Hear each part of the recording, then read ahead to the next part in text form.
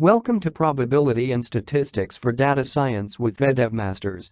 This is part 1 of our section on how to tackle probability and statistics when practicing data science.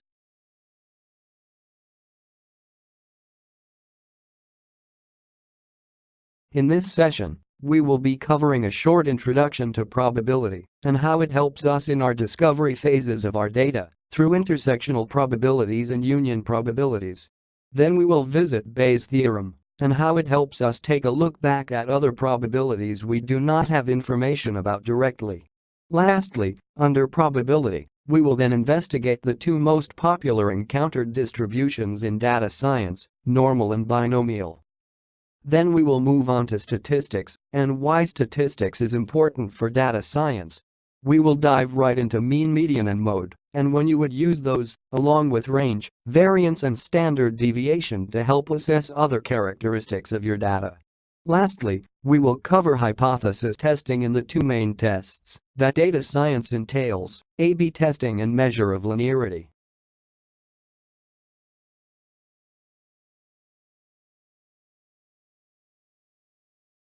Probability can be defined as the number of times an event occurs over a space of all other possible times other events can occur. For example, say out of 500 customers approved for a loan, 50 of them actually pay off the loan in time. Therefore, the probability of those paying off their loan on time is 10%, which is actually a very bad rate for loan companies. For the second question, say that you have a total of 4 distribution centers, but only 400 packages have supplies coming in every week. If 200 packages go to distribution center A and 100 packages go to distribution center B, then 75% of your supplies go to these centers. Maybe it's time to rent out some space in your other 2 distribution centers. Lastly, say that before your last price increase, you had 400 customers, then after the price increase, you had gained 400 customers extra, but lost 200 customers. Therefore, your price increase costed roughly 25% of your total customers, but a whole 50% of your original customers. Can you increase your prices again? These are the type of questions that probability will help you answer.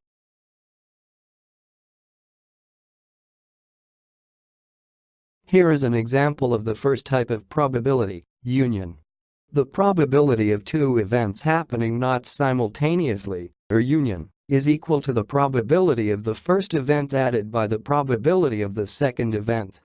Say that the probability of a customer buying pants is 70% online, and on a separate occasion, 20% chance of buying a shirt. Hence, the probability of this customer buying either a pair of pants or a shirt is then 90%.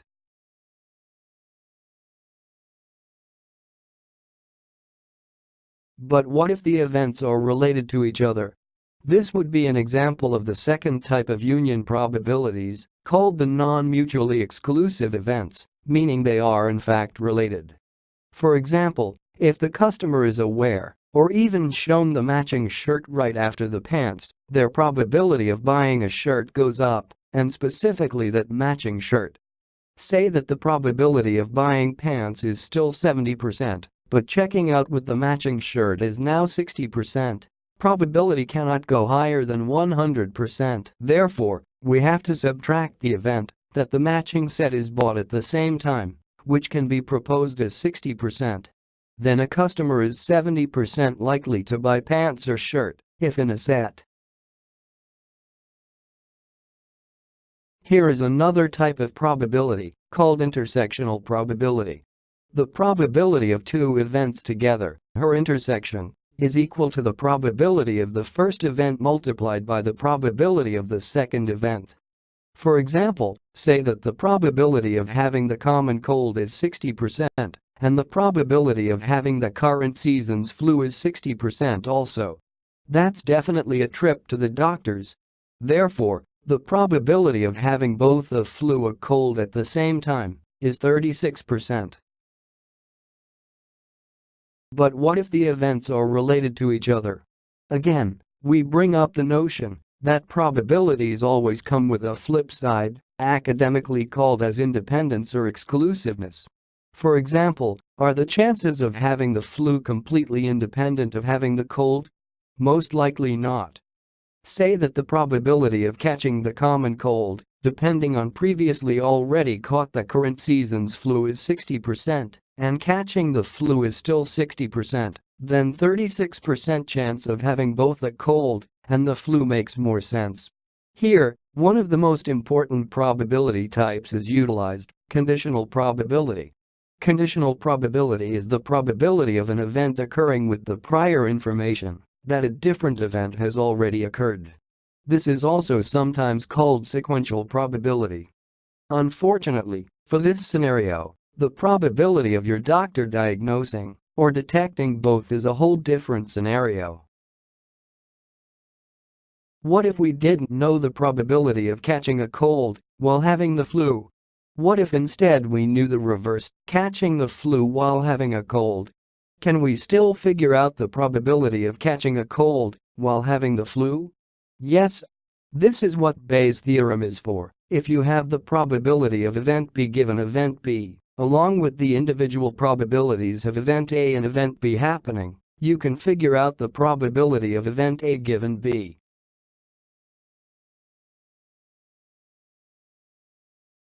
Here are some examples of Bayes' theorem being utilized. Say, with the online customer, the probability of them buying only a shirt is 70%, buying only a pair of pants is 60%, buying the matching shirt after pants is 50%, buying both the shirt and the pants at the same time is 60%, and buying either the shirt or the pants is 70%. Can you figure out what the probability of the customer buying the pants after seeing the matching shirt? Here is another example for your consideration.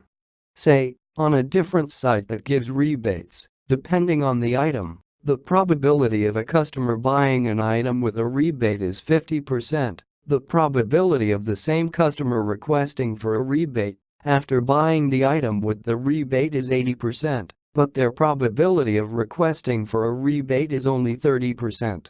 What do you think is the chance someone bought an item just because the item came with a rebate opportunity? Let's move on to some common distributions that is used in data science frequently. Some probabilities are studied further than others and measured along a whole distribution. For example, the normal distribution is a very common distribution when observing varieties within one event space. A common observation is a certain company's stock price, but independent of the time. Some companies, their stock prices peak at a certain price and stay around that price with little to no movement, and depending on the growth of the company or the industry, the stock price will move accordingly, up when their product is well received, or down if their industry is tanking, but rarely does the price hike up too far up or too far down.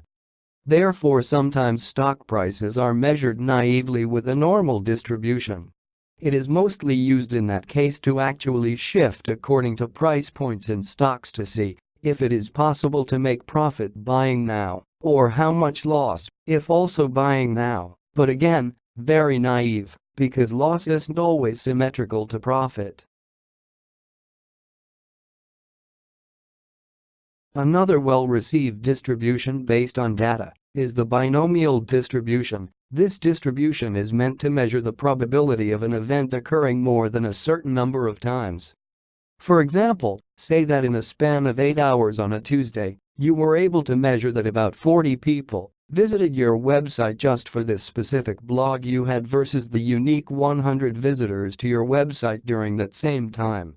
You can then wrap that measurement along a binomial distribution and see the probability of maybe this blog is actually supposed to be a bit more popular, so calculate the probability of possibility maybe the correct number is 45 versus 40.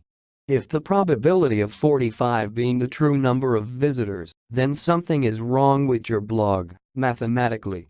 If not, that is actually how popular your blog is. This is just one particular use for the binomial distribution. To truly test to see what is going on or figure out why your blog isn't doing as well as expected, we might have to do some hypothesis testing.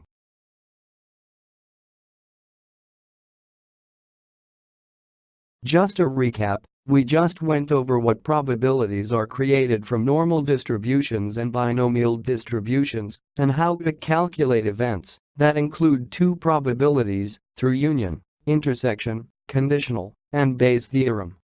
Now we will go over statistics, starting with the importance of statistics and how statistics helps data scientists answer specific questions. Then we will talk about how mean, median and mode come into play during data analysis, along with why measures of range matter in determining validity of data. Lastly, we will wrap up our statistics section of pre-work with hypothesis testing and the two most important tests, A/B testing and measure of linearity.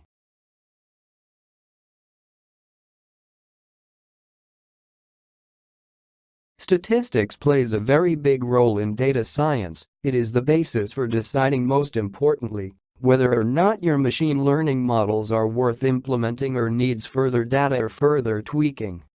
There are two main components that statistics talks about in data science: bias and variance.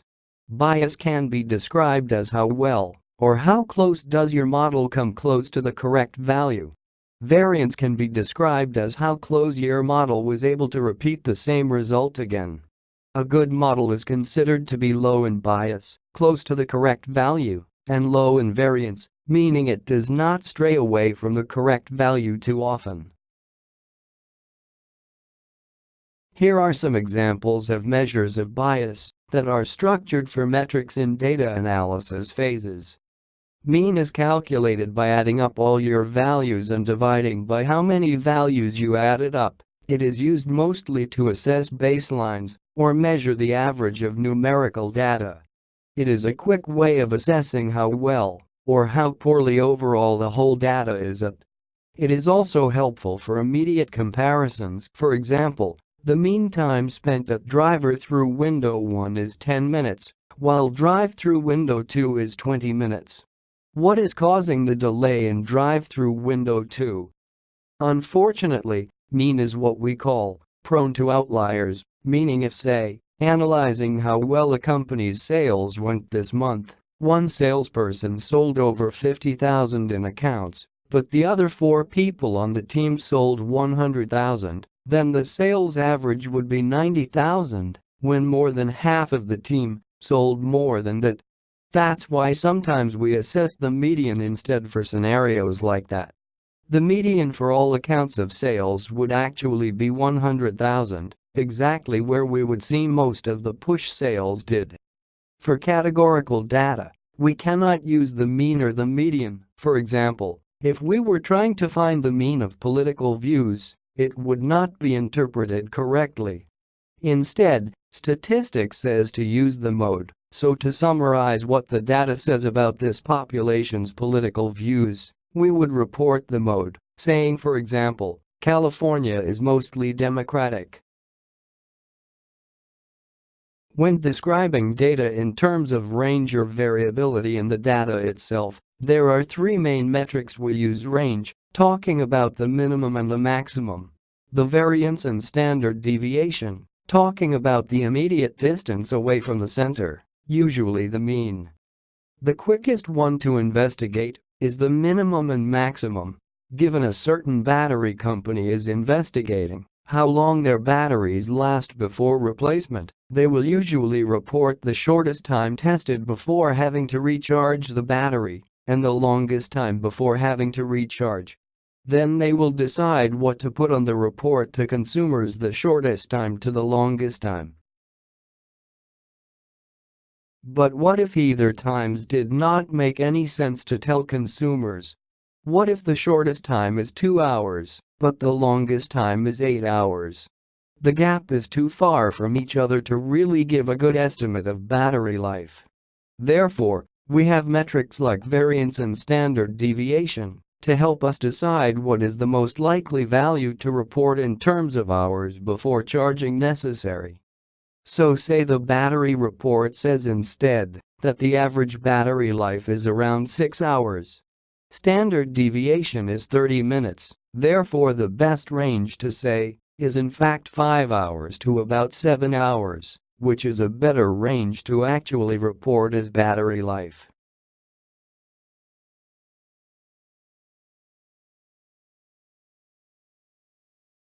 That brings us to how to use center and range efficiently, hypothesis testing.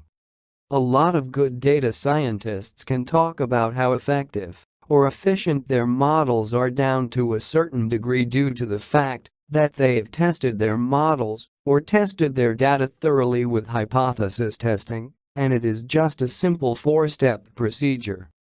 We start off by defining our hypotheses, or what we are trying to test for, like are our products more likely to last until the warranty date, or should we extend or decrease the warranty time?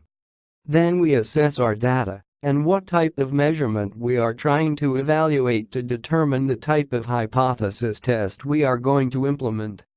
Before we do any calculations based on our data or measurements, we must pick a certain criteria of rejection to move forward with, test statistic or p-value. Lastly, we evaluate the results in terms of the hypotheses that we created in the first step.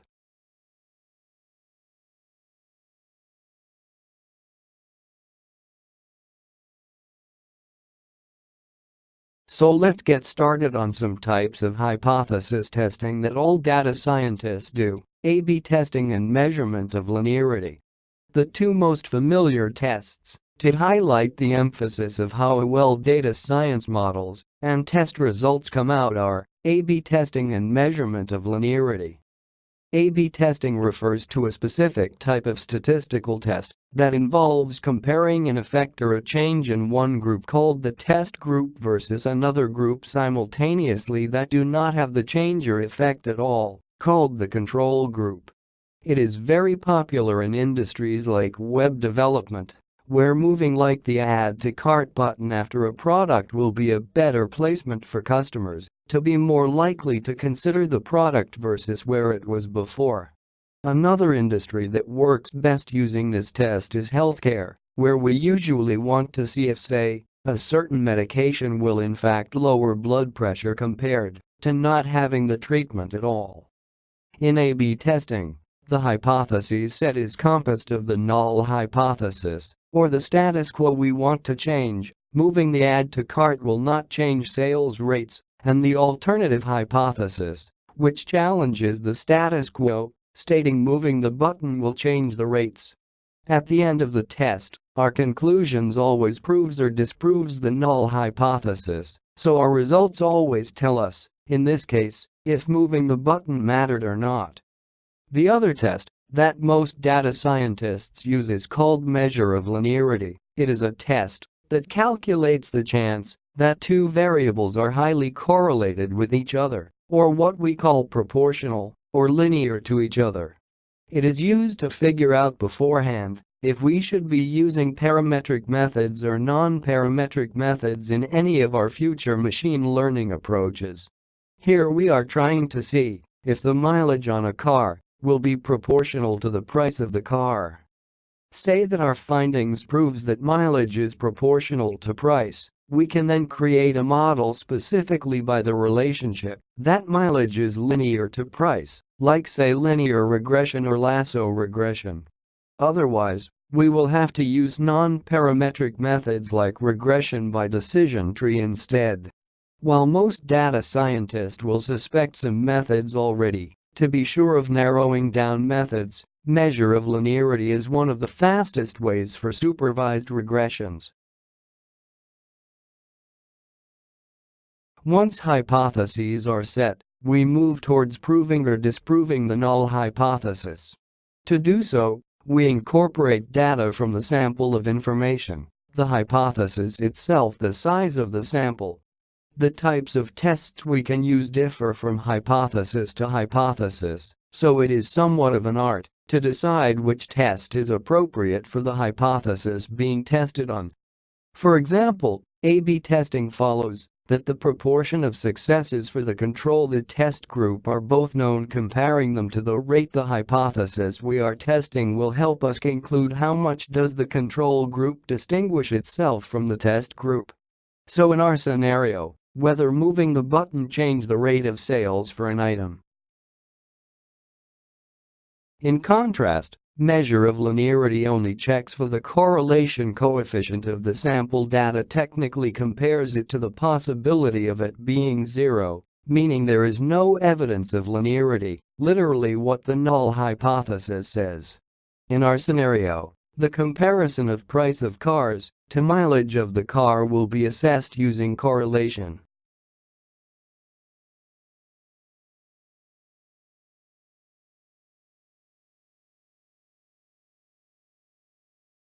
Once the appropriate test has been detected, the next step is to decide if we would like to evaluate the results of the test by a statistical rejection region or a p-value rejection region. The difference between the two depends on the appropriate test we have selected, meaning there are only a couple of tests that we can use the preferred method of p-value for, and we will have to resort to the statistical rejection region method. Additionally, the statistical rejection method corresponds to the percentage of the results being right out of 100 tests, while the p-value method corresponds to the percentage of the results being wrong out of 100 tests. Sometimes the delivery in our results depends on either evaluation method or interpretation. For A/B testing and measure of linearity, we can use the p-value method for. Along with picking which evaluation method we would like to use, we also have to designate the level of rejection, meaning depending on how important or how often we want our results to be incorrect up to, we will be picking a certain rejection level. Here are some examples of the most common rejection levels, where the 90% of the statistical rejection level corresponds directly to the 10% p-value rejection level, and so on and so forth. The most preferred level is the casual level of 95%, or the business level of 5%. So A/B testing, this is saying that 5 out of 100 customers cannot be applicable to the change in the checkout button on our website. Additionally, up to 5 out of 100 cars we observe will not be dependent on the results of linearity or non-linearity. This is what sets data scientists who use statistics in their results delivery different from those who do not. Being able to state when results are not applicable sets expectations and serves a better perspective to those who will make decisions on results. In both of our examples of hypothesis testing, we will pick using the p-value method for. After using a calculation software like SPSS or SAS, or a programming language like R or Python, to obtain our p-value from, we then compare it to our chosen rejection level. Here is how we evaluate whether or not our data tells us if moving the button on certain product landing pages was significant. If our p-value is less than our rejection level, the null hypothesis is then incorrect or rejectable, thus the alternative hypothesis is our decision. In this scenario, moving the button did affect the sales of certain products. If our resulting p-value is actually more than the rejection level, then we cannot say that our alternative hypothesis is correct, meaning we cannot say that moving the button made any impact on sales. Therefore, our discovery will lead us to deciding that we should moving the button back to the original location. In the case of cars and their mileage, if we find the p-value is less than the rejection level, we would in fact say that prices are proportional to mileage, and we should proceed to use algorithms like linear regression and lasso regression to predict car prices. On the other hand, if we find the p-value more than the rejection region, we have to conclude that most car prices cannot be described by mileage proportionally. Therefore, to use mileage at all, we have to construct a model based on tree-based algorithms instead.